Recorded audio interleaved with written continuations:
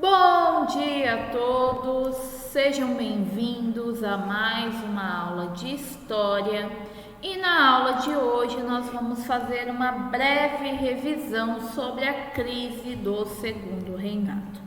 Vamos lá? Bom, pessoal, o Segundo Reinado ele começou com o golpe da maioridade. Então, resgatando algumas informações aí do ano anterior, o Dom Pedro I, aquele que declarou a independência do Brasil, ele abdicou do seu trono aqui no Brasil em nome do seu filho, o Dom Pedro de Alcântara. Porém, na época, ele era muito novo e não poderia assumir o poder. Dessa forma, o Brasil ele passou por um período conhecido como período regencial, no qual ele foi governado por regentes. Foi a primeira vez da história do Brasil que o Brasil foi governado por brasileiros. E como todo mundo esperava, não deu certo. Por quê? Porque foi um período extremamente agitado, com disputas de poder entre liberais e conservadores, que culminaram em diversas revoltas durante todo o período regencial. E aí, então, em 1840, houve o chamado golpe da maioridade, que foi o quê?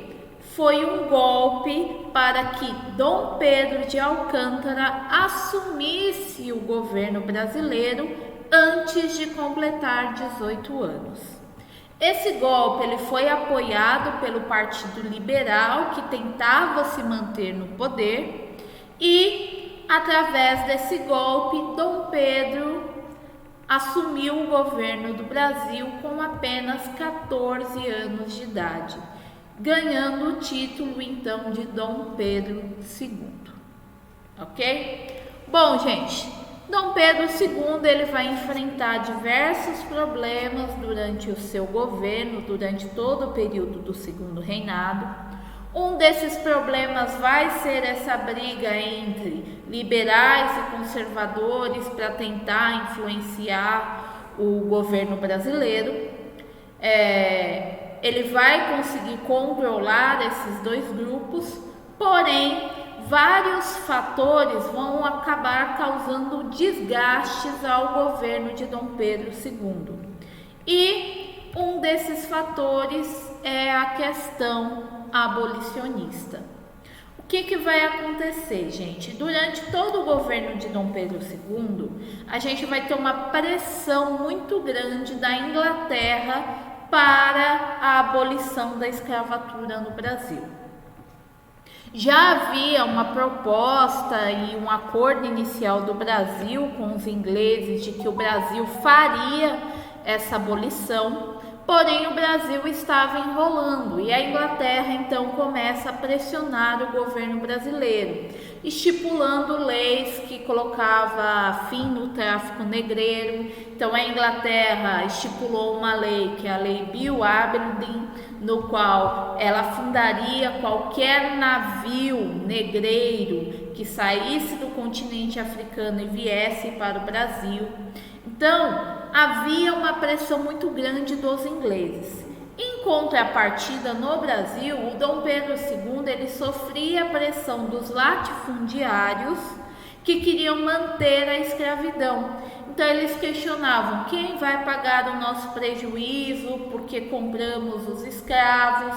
Então, havia toda essa discussão em torno do abolicionismo. E aí, o que o Dom Pedro II fez?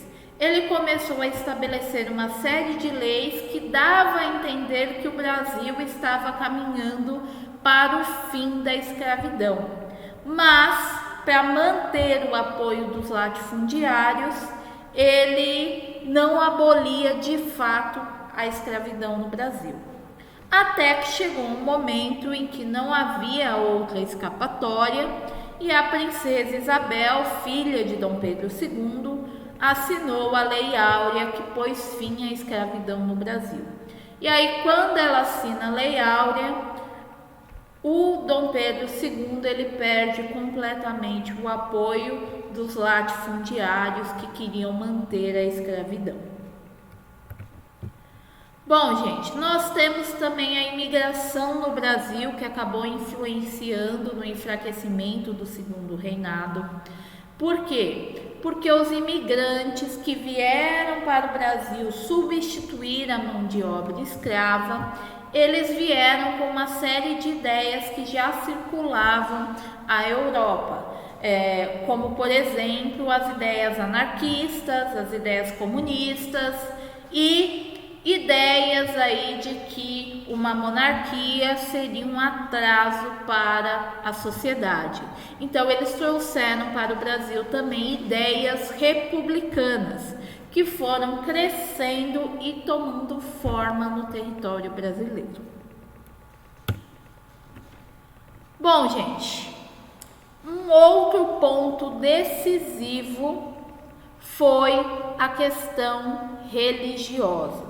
Por quê? Porque Dom Pedro II ele vai perder o apoio da Igreja Católica aqui no Brasil.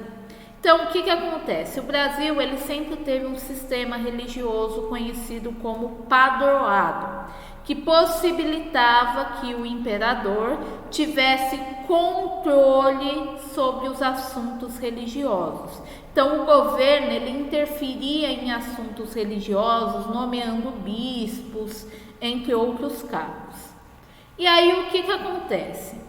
O Brasil acabou entrando em confronto com a base conservadora do clero, que não aceitava a maçonaria. E o Brasil ele sempre foi influenciado pela maçonaria. Então, essa base mais conservadora começou a exigir que o rei expulsasse os bispos e excomungasse os membros da maçonaria. Porém, o próprio rei era maçom e ele não fez isso. Isso acarreta na separação da igreja com o Dom Pedro II e a igreja então começa a apoiar o sistema republicano. Não porque a igreja gostava ou defendia o sistema republicano, mas ele começa a apoiar a queda de Dom Pedro II. E aí o que acontece? Sem esse apoio da igreja, que era uma instituição muito forte, o Dom Pedro II acabou ficando de mãos atadas. Bom, por fim nós temos também a questão militar. Por quê? Porque o governo de Dom Pedro II também perdeu o apoio dos setores militares, principalmente quando se iniciou as questões platinas, ou seja, a famosa Guerra do Paraguai, que foi uma das guerras que envolveu as questões platinas, ok? E aí o que acontece na Guerra do Paraguai? Os militares eles voltam como heróis brasileiros. Por quê? Porque eles foram vitoriosos na guerra. E juntamente com essa vitória vem todo um sentimento nacionalista. Então eles passam a se considerarem defensores da pátria brasileira e eles começam a reivindicar melhores salários, maior participação na política, reivindicar um processo mais organizado de promoção dentro do exército. E eles então começam a ter uma postura mais republicana, porque eles acreditavam que com a república e o apoio do governo militar, eles poderiam levar o Brasil ao progresso. Essa ideia dos militares envolvidos com política e com a ideia de progresso no Brasil veio com a disseminação do pensamento positivista de Augusto Comte. É um pensamento de um filósofo francês que vai defender a ideia de que uma sociedade organizada, uma sociedade que possui ordem, traz progresso. Então, toda sociedade bem organizada teria progresso. No caso da filosofia positivista, o lema seria amor, ordem e progresso. Então, uma família muito bem estruturada, representada no amor, traria organização para a sociedade, porque os filhos seriam muito bem educados, e isso traria, então, progresso. No caso aqui no Brasil, que vai ser mostrado bem na bandeira, a gente traz o lema ordem e progresso, inspirado nesse pensamento positivista. Então, os militares acreditavam que a força militar traria ordem para a sociedade e que isso geraria, então, o progresso. Bom, gente, sem o apoio dos latifundiários, sem o apoio dos militares, sem o apoio da igreja, Dom Pedro II se viu aí sendo questionado de todos os lados. E aí, no dia 15 de novembro de 1889, foi proclamada a República no Brasil.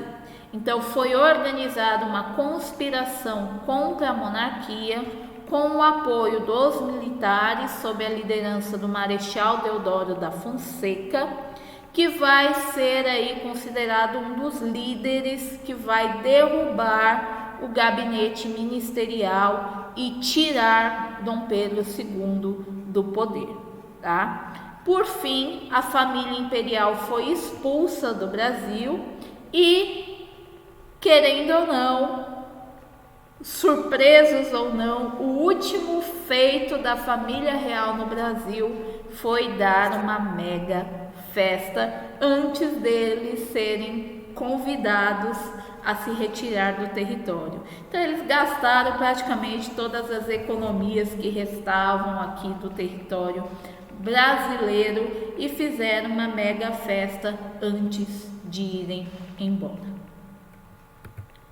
Bom, gente, por hoje é só. Espero que vocês tenham gostado da aula. Se cuidem e até a próxima.